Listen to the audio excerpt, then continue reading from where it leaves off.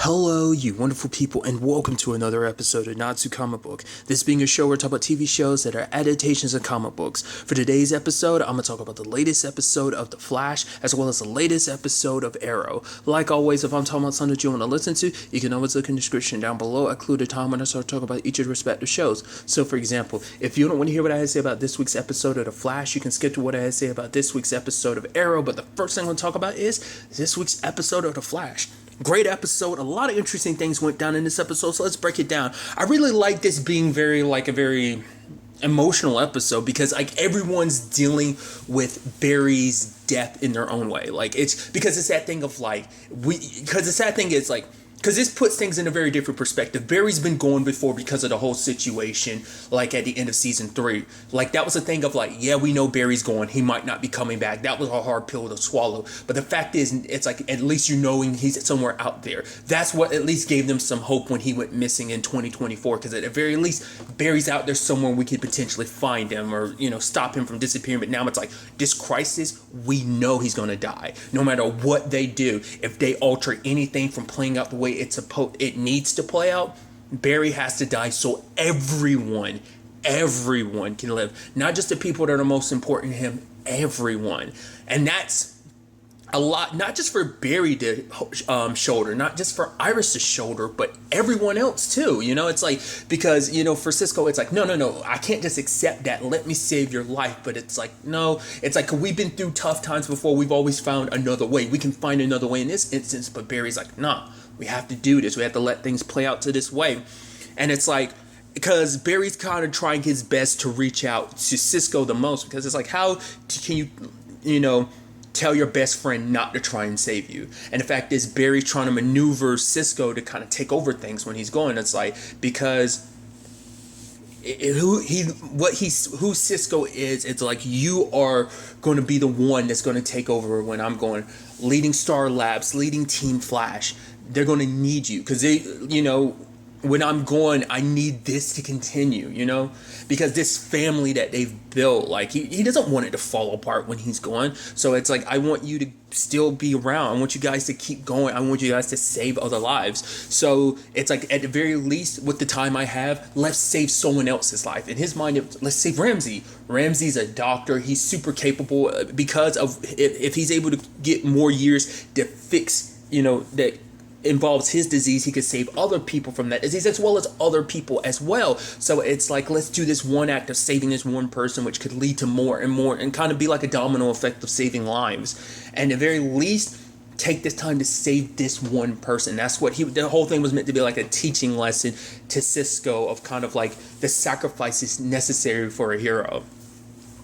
And obviously Cisco, the whole situation of Cisco taking that stuff because he lies and make it seem it wasn't there, but it's no, he takes it because it's maybe this could protect Barry from the antimatter, when he tries to stop everything, which Barry's upset because it's I made peace with what I wanted to happen, and this is what because it's almost Cisco took away his dying wish. His dying wish was to basically save Ramsey, and it's I get it, you want to save me, but the fact of the matter is, stealing this opportunity, my situation is set in stone. It needs to happen like this. But Ramsey's death, we could do something about it. We could stop that. But it's that thing of how can you make me decide to choose someone else's life over yours? We could help Ramsey, sure, but it's you're my best friend. How can you ask me to just stand here and wait for you to die? Because it's not oh, you're just gonna die. It's no, we know the exact moment and date that you're gonna die, and you expect me to just sit here and do nothing. And it's not just Cisco. Ralph is dealing with the same way because Iris is trying to help him with the whole suitcase, and it's oh, I'm helping you find her. But for Ralph, it's I can't, it's he's kind of brushing her off and everything, yeah, sure, whatever. Because for him, it's it's almost this thing of it's almost hopeless. It's what's the point of looking for her? All the leads have kind of dried up and stuff, sure, but it's also just because it's there's something else more important here, and it's Barry disappearing, and it's Barry dying, because Barry's become very important to Ralph too, because it's he wouldn't be the hero he is right now if it wasn't for Barry, And I think Frost is taking it in her own strides because I'm sure Caitlyn is probably. I mean, we haven't really seen Caitlyn, but we've seen Frost. I mean, I think Frost is handling it in her own way because it's like, I'm sure she's not really big in showing her own emotions, especially because it's a thing of like, I'm getting to live my life, but you're not going to get to fully live yours. And I thought that all kind of leads to that moment with Joe, which I thought was like so beautiful. I start choking up and tearing up because for Joe, it's like, as a cop, when I put in my 30 years, I get to retire. I get to go home to my wife. I get to, watch my baby girl grow up. I get to enjoy my family. I get to live my life. But what about you, Barry? You've literally saved countless lives as a hero. And, like, don't you deserve it? Which Barry's like, I don't deserve it. And he's like, don't you? Like, the fact of the matter is, after everything you've been through, everything that's happened to you in your life, should the universe kind of pay you back? But for Barry, it's like, it doesn't work like that. Just because I do good doesn't mean I deserve good. Like, but the fact of the matter is, he's like, getting all that he's gotten is, plenty enough in its own. I've gotten this amazing family built around me. I've got Iris. I've got you. I got to be the Flash. And that in itself, and it's just like that moment of just those words speak so heavy volume to me of being a hero of like, no, I don't deserve anything. I get it. It's hard for me to accept this too, but for him, it's like, I can accept this because it means protecting the people I love, and and I would do anything for the people I love, and so that's just, those to me just resonate so heavy. It's just like, that's a damn hero right there, you know what I mean? And once again, you cannot help but like stress the parallels between this and Oliver's situation, because Oliver's literally going through the same thing because, Diggle, it's like, no, we can save you. We don't have to give up. But it's like, Oliver's kind of accepted his death and Barry's kind of accepted his of like, this is what's necessary to save everyone's lives, save the people that you care about so much. And I just thought that was such a, I don't know, man. It's, once again, it's just like the hero thing of like, being selfless.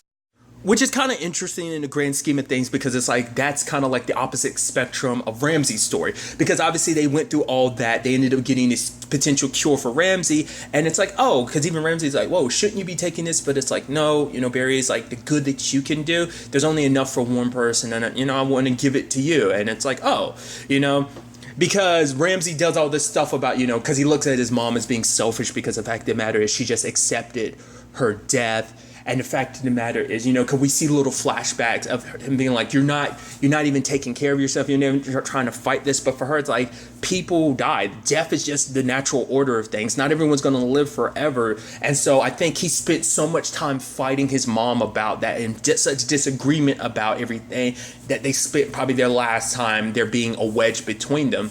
And even, that was something that was kind of a worry for Barry and Cisco, because it's like, I don't want our friendship to be completely ruined by the fact is that we have to be in disagreement and just, break our friendship because of this whole, situation. So I just think that's, once again, the fascinating parallels. But Ramsey, he tries to use the cure, but it doesn't work. He even tried going about it like taking the cells from Romero, like with the goo and stuff, and putting it into other blood and trying to inject that on him, but it was this time it still was rejected. It's like, why didn't it work this time? Which even I was immediately like, do they have to be dead for you to activate? Because at first I was thinking like, does it have to be an alive human host? But I guess like even in blood bags the cells are still active, but I was wondering if it needed to be in an active human body first. To a certain extent, yes, and it kind of almost on the borderline level of death, because basically the what flows through your body when fear kicks in is what's the bonding agent. As Cisco Khan puts it later on, human bodies, once that fear's activated, it ends up creating makes the body an incubator for what he needs for that purpose. So it's not necessarily just killing people, but it's putting them on, because obviously when you're about to kill them, that's when their body floods with fear, because it's like, oh my god, I'm so scared, and obviously the more scared he can make people, the more he can basically feed off. So in a weird way, you can almost say he feeds off fear, even in a more literal sense. So, and obviously for Barry, it's like, you don't have to do this. You're hurting all these people. And when he kills people, he basically turns them into zombies. But even then, that zombie situation isn't permanent. Because I guess after a while, like after he gets what he needs from the bodies, it seems like the bodies kind of break down and turn purely into goo. So whatever he needs comes back to him. Or maybe he's already gotten what he needs. And when they finally just kind of reach their limits, maybe I guess it's just there's only so much the body can handle, so eventually it just kind of breaks down completely. So that's once again, it's like, it's interesting because we basically setting up like a combination of a little bit of a zombie situation meets symbiotes type of thing, and that's kind of a really interesting element. Like I said, there's almost adding this horror element, because basically any person can be a victim, because the moment he gets hungry again, because because in Ramsey's mind, it's like, I'm saving my life. The fact of the matter is, he's so, it's so interesting because, once again, like I said, the opposites. And I think that's going to be an interesting element that calls for this season, because Barry's so intent on being like, no,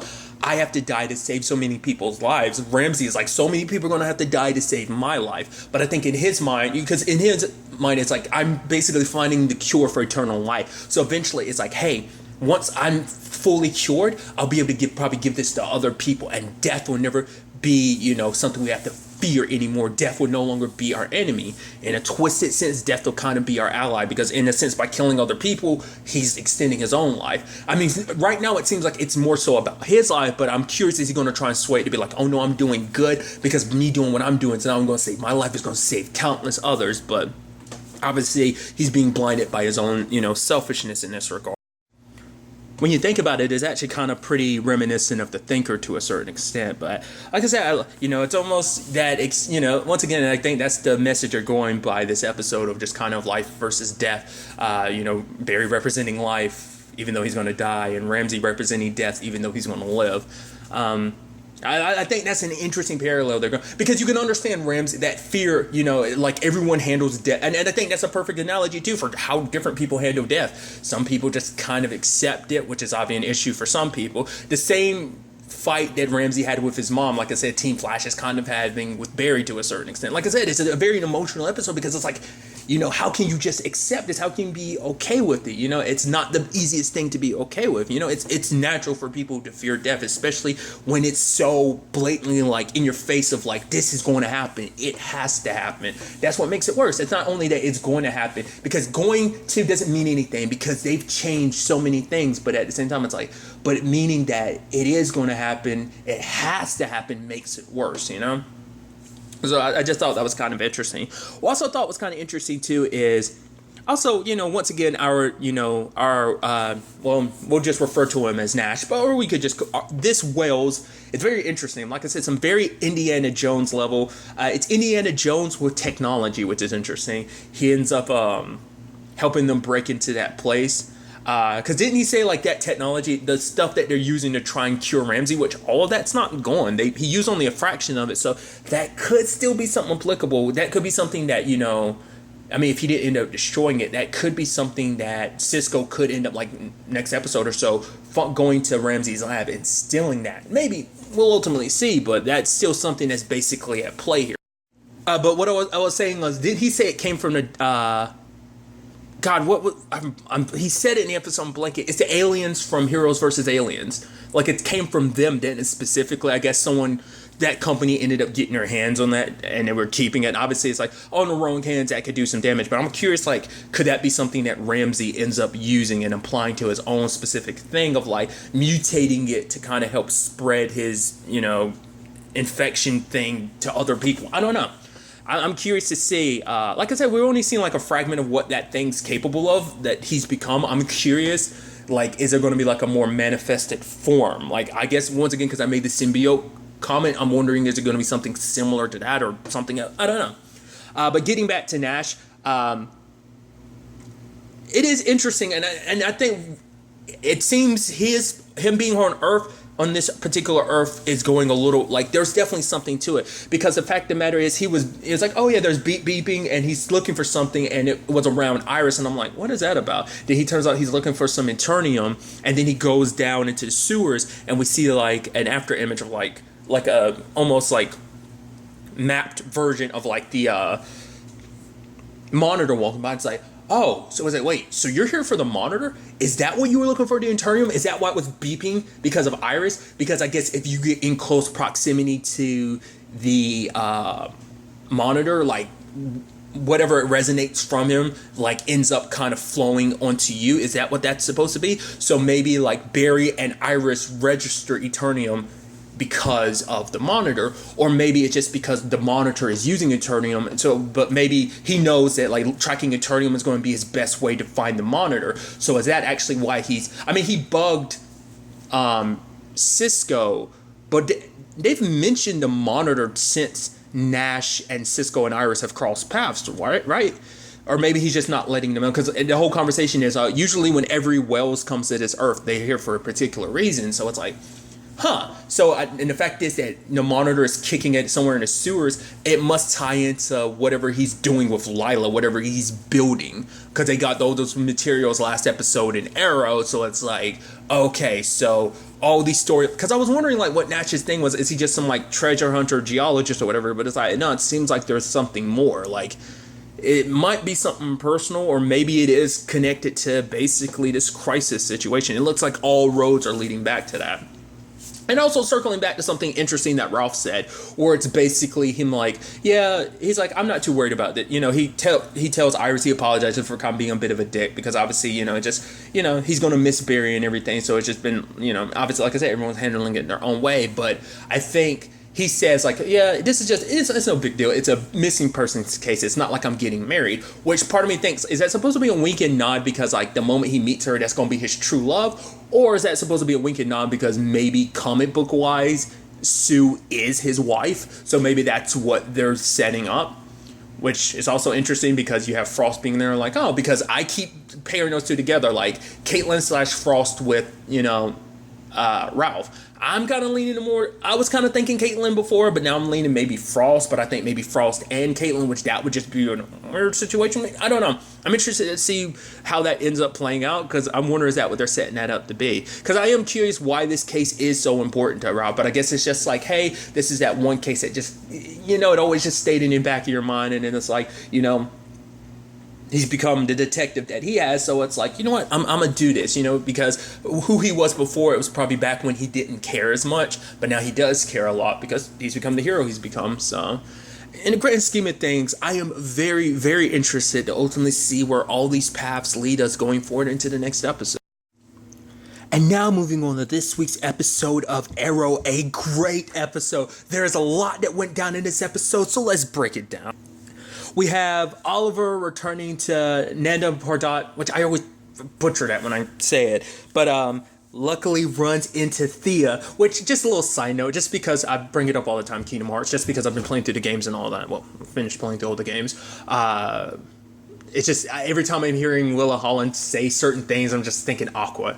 I just can't help it. If you don't know, she voices Aqua in the Kingdom Hearts games. Regardless, bit of a tangent, but I'm going on. Anyway, it's kind of nice for them to be reunited and everything, and obviously Oliver's saying like, well, I have to, you know, tell her about everything that's going on, even the fact is that he's going to die and everything, and she's like, oh, okay. He's like, you could at least act a little more broken up about hearing that, but for her, it's like, nah, like, the fact of the matter is you've you know, skirted death so many times. Why would this situation be any different? But for Oliver, it's like, the circumstances are so much different this time. He doesn't think this is going to be like every other time. So the only people that can let them know about what's going on is the League of Assassins. But it's like, and even like Thea being like, yeah, we ended up killing most of the League. So it's like not many people can ask questions about, but there is one, and that being Talia. Really quickly, I do appreciate the fact is that we do kind of get some insight on everything that's going on between Athena and the Thanatos Guild and Thea, because it turns out they've already destroyed all the well, I can't remember. I think Roy might have brought that up last season. Maybe I just forgot about it. Like, that they destroyed all the Lazarus pits. But it's like, yeah, Roy's kind of off on his own, because I guess he's on Lee and Yu right now. I guess, like, he spends those next couple years there, you know, because he's punishing himself for everything that went down last season, him killing all, you know. So I think it's that. Who knows if he spends the entire time there in between now and, you know, 2040, but it could just be he's going around and then eventually he gets the idea to go to Lee and Yu. It depends on maybe on how everything ends up playing out. This season might dictate a lot of stuff that, you know, goes around in his story, you know. But nevertheless, it's interesting to see that obviously they go to meet up with Talia, which Talia is kind of building up her own army to kind of basically, because it's interesting because you have, Athena off kind of basically trying to rebuild the League of Assassins, and you see, Talia kind of doing the same. I mean, because to be fair, in her mind, it's like, oh, it's kind of my birthright because, I am the daughter of the demon, so that's the whole situation. She makes it seem like that's not what she's after, but ultimately it comes as no surprise. It's so interesting because, like, how Talia longs for it so much, but Nissa didn't. Nissa was fine with basically dismantling the League and everything, so... Which we also hear a little bit about Nissa, too. The fact of the matter is, how it kind of gets described almost like she's on vacation or whatever. But I guess it's because I was like, right. Nissa doesn't pop back up, at least that we're aware of, until she's training Mia, like Mia growing up. So because to be fair, it's like when Oliver left, Mia was still a baby. So it makes sense that Nissa, because it was a little bit like Mia was a little bit older by the time Nissa came back into the picture and everything like that. So it's like maybe that's something that Oliver sets up ahead of time or something like that. Like eventually he crosses paths with Nissa and kind of makes that happen. Or maybe that's just something Felicity did on her own just to prepare Mia for whatever's to come in the future, I do like the fact is that we have that situation of like, it almost turns it into a bit of a treasure hunt because basically they're finding basically the tomb of the first Ra's al Ghul. So that was kind of interesting because at first I was like, right, it's been such a long, but I forgot like Ra's al Ghul is the title that it gets passed on because, that was supposed to be Oliver at one point in time and it became Malcolm at one point in time, so there's that whole situation. I forgot it's a titling thing, but nevertheless, I did like that it kind of turned into a bit of a treasure hunt. I also love that Oliver's like, wait, Thea, you speak Arabic? And she's like, well, yeah, you speak Russian, so why is it that big of a shock? Because I just thought, I mean, to be fair, Thea's been away for a little while, so there's probably a lot that, we'll probably never get the full scope of like everything that her, Nissa, and Roy were up to, so. But nevertheless, obviously it turns into a dangerous, it's a little bit like, I made a reference to like, obviously, the new Wells being kind of a little Indiana Jones-ish, and it's like this has a bit of an Indiana Jones vibe to it as well, so it's just kind of interesting. But they're trying to stay ahead of Athena because Athena's trying to get this particular sword that belonged to the first Ra's al Ghul, because basically it's like legends say like you get this sword, basically you command everyone, like everyone's going to bow down to you because it's like this is like the end all be all of like,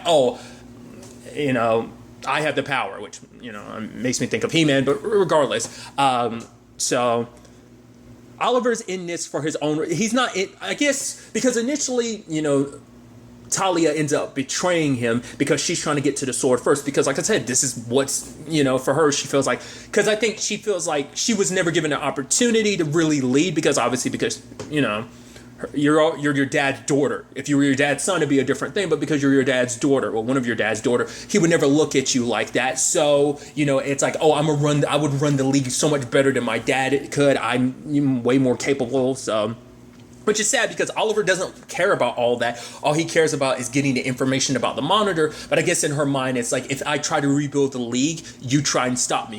She knows Thea was trying to stop her because that's what the Thanatos guild was trying to do in the first place. So it's like, why, because I know you're going to try and do that. Obviously, Oliver is telling, Thea to stay out of it, which even Thea's like, dude, after everything we've been through, why you go back and treat me like a kid? Like, don't do that after everything that's happened. But for Oliver, it's like, I know you're capable of taking care of yourself, but I need to know that you're okay. And we finally get like an explanation to that later on when they talk and everything, when they're climbing up the mountain, which is almost interesting because it's like, yeah, because even Talia had made a reference of like, oh yeah, hopefully you have a better, situation with the mountain this time. Because remember, this is the mountain he got stabbed and pushed off of in season 3.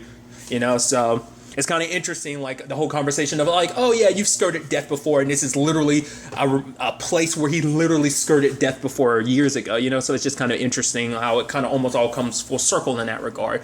But I love the conversation that they have because for, Oliver, it's once again, like, I love the strong parallels because the shows are back to back. It's because it's just like Barry is trying to prepare the people around him to be okay with him being gone. Oliver wants to know that everyone is going to be okay when he's gone. Like because that's what scares him the most. Because And I didn't even think about this until he brought it. I was like, right, he literally went to a world where Thea wasn't alive anymore. It's like, I wasn't there to make sure that, because I wasn't alive to come back, and in that world, I wasn't there to protect you and look after you, and you died.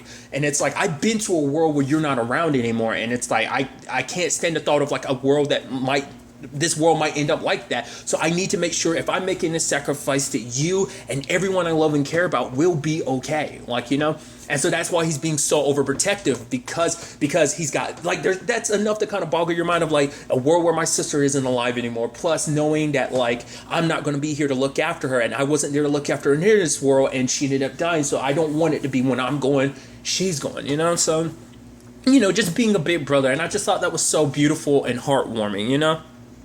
And it's actually kind of interesting because, you know, kind of bringing everything full circle, Thea brings up their parents. It's like, yeah, they always try to do what they did. They did everything that they did, the bad stuff and all, because they were trying to protect us, which Oliver's like, yeah, they failed at. It's like, yeah, but even so, everything they did led us to becoming who we are, the heroes that we are, you know? So there's at least kind of that silver lining of that whole situation. So I just thought that was kind of a beautiful moment in speech to kind of give of like, we are the way we are now. So I get the whole wanting to protect me thing, but we have become who we became because of our parents too. So kind of continuing that on to a certain extent, you know, I think it's kind of neat.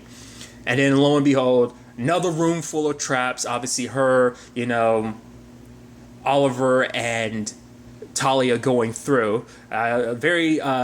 First it's spikes, spears being thrown, and then like flamethrowers from the wall. Once again, very, very Indiana Jones like. But yeah, we have a duel between Thea and Talia, because that's another angle to this. Like, that's why Athena would want Thea dead, because not only do you oppose her, you were literally competition for the throne of the League, just because Merlin was her dad. So he was Ra's al Ghul. So now that at one point, so that passes it on and makes it so that she has a viable claim to the throne as well. So that ends with a fight between her and Thea. I mean, Talia and Thea. So wish there was a part of me that was scared. I was like, are you gonna do something shitty, like you're gonna make her pop up just for you to end up killing her off or something? Like, please don't do something terrible like that to Oliver after everything that's about to go down. But it's like, no, luckily Thea comes out victorious, and it's like, hey! And also she basically has claim to the throne now. So that was interesting. And I love Talia being like, you know, I guess I'm just gonna walk away. I send all my students away. But Thea having her hands behind her back, and it's a very Oliver moment that she has. It's like, we've all made mistakes. The fact of the matter is, the world doesn't need a League of Assassins anymore. What it needs is a League of Heroes. I'm like, holy shit. She's like, together we can do this. And even Talia was liking the thought, because it's like, oh, it really pissed my dad off knowing that not only one lady took over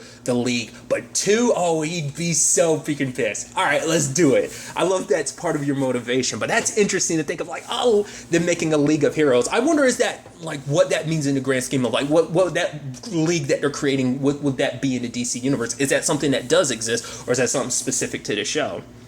I don't know because I don't know what the League's status is in the DC universe, like whether it is something that does eventually get dismantled. I don't know. But it's kind of interesting, because like obviously the League was built on a premise of basically keeping some form of balance. They kind of shift they bring stability. And now we kind of actually learn where that stability comes from. It's because the first Ra's al Ghul, he met with the Monitor, and he felt like, if I don't keep the balance in the world, if things kind of, it almost seems like if there's too much good, if there's too much evil, but maybe it's not even like there being too much good, but rather if there's too much evil, it's like, oh, this being will decide to kind of wipe us all out. So that's where the League's mantra of basically trying to keep balance and stability came from. And so it's interesting to see that that's all kind of tied together, coming full circle in that regard too. So but yeah, but that brings up the question of like, okay, and that was something I didn't want to talk about, because I'd heard and from other people, but I wasn't sure. The Monitor in the comic books is a bad guy, right? I think that was the thing I was hearing from people. So I mean, not unless he's not really the Monitor. Maybe he is someone pretending to be the Monitor, but I think the Monitor is really who he really is. So I'm like, I think the Monitor is a bad guy. But now it's the whole thing of like, okay, because even Thea brings up, is like, okay, so if he's the one that causes this whole crisis thing, that he might be what ends everything. He is as powerful as he is. Then why would he bring you into the fold? Like, what is this? Is this is he part of a test of something greater coming? Is he the threat? Is there something? Because obviously we as the audience know he's up to something, because whatever he's doing is obviously tied to the Flash. Whatever it is, it's, Lila is tied into it as well. We don't know what that is exactly, which we'll get to that Lila thing soon enough. But yeah. Oliver, and Thea having their goodbye, and it's like them hugging. It's just tearful. And she's like, at one point, one of us is going to have to let go. And he's like, all right, at the same time. And it's like, oh, because I think there is a part of Oliver that doesn't want to die, because he is promised of like, no, don't make this goodbye, make this more like see you later. But it's like, I think there's a part of, well, you could almost look at that in the grand scheme of things of being like, oh yeah, like, this is the end of the show. So that, it could be that. But also, I think there's still a part of Oliver that's like, even if he says, like, even if he's got other parts to play in this, my death might be legitimate. So maybe at the end of this all, I might not come out of this. So this might be it. But knowing that, hey, his sister's out there, not alone, having a whole bunch of people behind her with this, trying to create a league of heroes, I think that makes him kind of at least a little bit more okay with saying goodbye, where it's like, So I think it's actually kind of interesting in many different regards that, Oliver's sister, and obviously, Onissa's sister, both kind of creating this League of Heroes. It's just, I don't know, it's just kind of interesting, especially considering, where they come from. Obviously, her being Ra's al Ghul's daughter and her being Malcolm Merlin's daughter. It's just interesting to see how that all kind of comes together like that. So there's that side of things. Then there's everything with Diggle and Lila, who are rescuing Turner's wife and son, who are being kidnapped. It's really interesting too, because we do learn that like Turner's off doing missions, which part of me is wondering, is that for Argus, or is that because Lila needs him to gather up stuff? Like, is he secretly working on stuff for the Monitor, unaware of it? Which we know in this kind, because I'm about to say like, okay, at least we know he's still alive right now. So there's that side of things. But then there's so it isn't the whole thing of like Diggle and Lila taking in Connor yet, which kind of like, that seems like that might still flow into things, but regardless of all of that. And it was real, and once again, the whole effect this whole crisis thing is having on everyone. Diggle is a lot less willing to take risks, because Lila's like, we take risks all the time, and you never shy away from it. But for him, it's like, my eyes have been opened. I saw an entire universe disappear. The fact of the matter is, it changes things. It's like looking into the eyes of God. Like, you've been through some crazy stuff before. You've seen the unbelievable, the unexplainable, but that's on a whole other scale. An entire universe wiped out. It kind of puts things in perspective of like, I want to keep you safe. I don't want, to take big risks, because now it puts, like, when you see something on such a gigantic, enormous scale like that, it shifts you. It's like you stare into the abyss stares back type of thing, But Lila's like, even if the end of the world is coming, the fact of the matter is, as long as we're here together, we'll face it together. We'll be by each other's side. So it's like, we can't wait, because we need to go ahead and rescue Turner's, wife and son, no matter what the circumstances may be. And luckily, when they all was said and done, they were able to, do that. But then Lila says something I thought was kind of interesting, where it's kind of like, basically she was saying like, no matter what ends up happening, remember the good times, which makes me think, like I said, whatever's happening, Lila is in the heart of it. And the fact of the matter is, it's like, she knows some bad shit's going to go down, and she wants John to remember the good times, which part of me makes me wonder, like, whereas he foretold Oliver's death, maybe Diggle's death was foretold to her too. So to save Diggle, she's willing to cross certain lines, because it's like, oh, if you help me, I can make sure that Diggle lives, or maybe not. Maybe it has nothing to do with that. I don't know. Maybe she thinks she's doing good. That's the thing of like, the Monitor's playing the position of making it seem like he's savior, yet he made it seem like he was just an observer. But now it seems like he might be the key to all of this crisis. Maybe he's the direct cause. Maybe he's the indirect cause. We don't know. But you can definitely tell Lila's words go like, whoa, what is that? There's some bad stuff coming if she's going to feel like that. And it's so interesting because she had said the line to Diggle of like, we can't let fear dictate our actions. We have to kind of be strong enough to kind of move past that, which ties into the future arc stuff, because obviously William's okay, but he wants to use himself as bait to draw out the Deathstroke gang, because they're killing everyone that has anything with bringing the Glades and Star City back together, the unification process, because they want to kind of destroy all of that to kind of keep things chaotic, because if things are chaotic, they can swoop in and take control. But if everything comes together, it's going to be, this at the point where everything's still vulnerable, the walls are still there in a metaphorical sense, that they can tear them down, and kind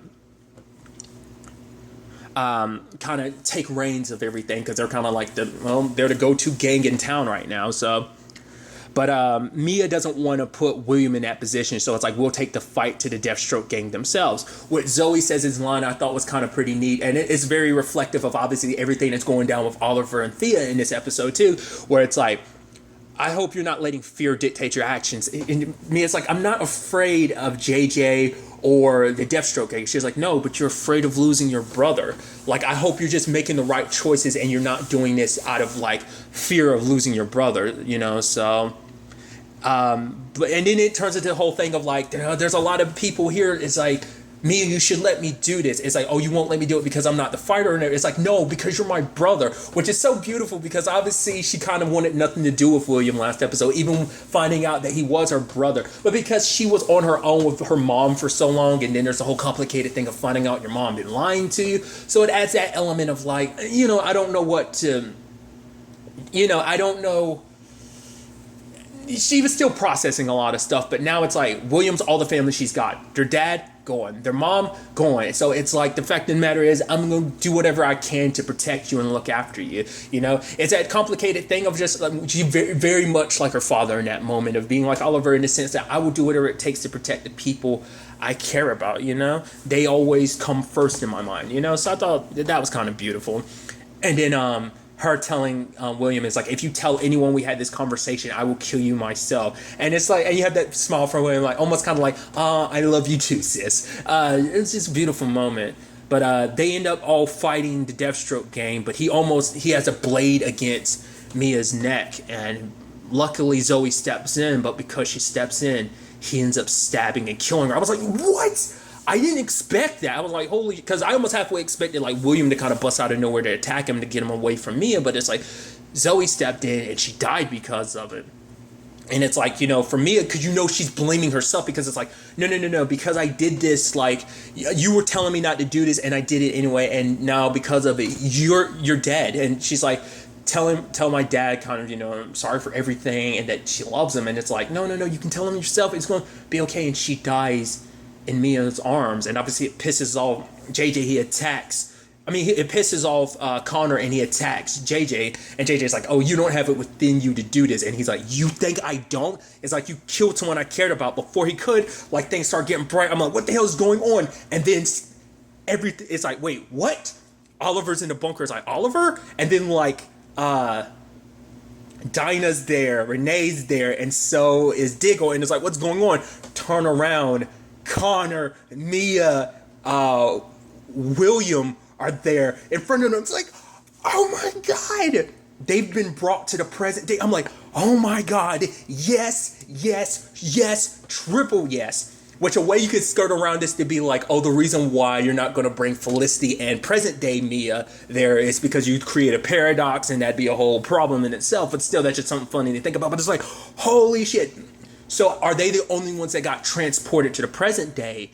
I'm thinking not. I guess because he was close enough, John Jr. did too, which I guess that's going to be the thing of Diggle being alive, him and, Lila trying to speak to Diggle. It's actually kind of interesting, the John Jr. It's actually kind of interesting when you actually think about just the stabbing through the heart thing. It's like, it's very reminiscent of Slade doing that to Thea and Oliver's mom, when you actually think about it. And it's like having someone you care about die in front of you like that, it's kind of almost like, once again, an interesting level of history repeating itself. But nevertheless, it's like, wait, this is awesome, because now Oliver, it's like, oh, here I am with my daughter who's older, with my son who's older. It's like, holy shit. And then like obviously it's like Connor's over there seeing his dad, but this is before they've taken in Connor. It's like, I just met you as a kid and here you know, which obviously what's interesting too is, at least in this, that means at the time Turner's still alive, so maybe Connor will get a chance to really know his, you know, biological dad, get to know Turner, so that could be a way of circling that around. What about the fact is that you know, once again, like JJ potentially being his time, which I'm pretty sure he is, which also makes basic question, was this mean about the future? When they, which that turns into a whole time travel thing of, if they change the future, this version of Mia and William will no longer exist. Maybe they'll have become different people, or maybe when it's all said and done, they'll go back to their own time. Whatever the case may be, everything's blending together. I'm sure this is the Monitor's intervention, or maybe someone else's, but a lot of key players are being brought together in this regard. I was like, I'm losing my mind. I was like, what? That's a great way to end off this episode. And me being like, Dad? It's like, dude, this is so good. I am so excited to see where the next episode takes us with all of this. But really, that's all I want to talk about. Till the next time we meet, be happy, be safe, live life to the fullest, and enjoy it. Good day and goodbye.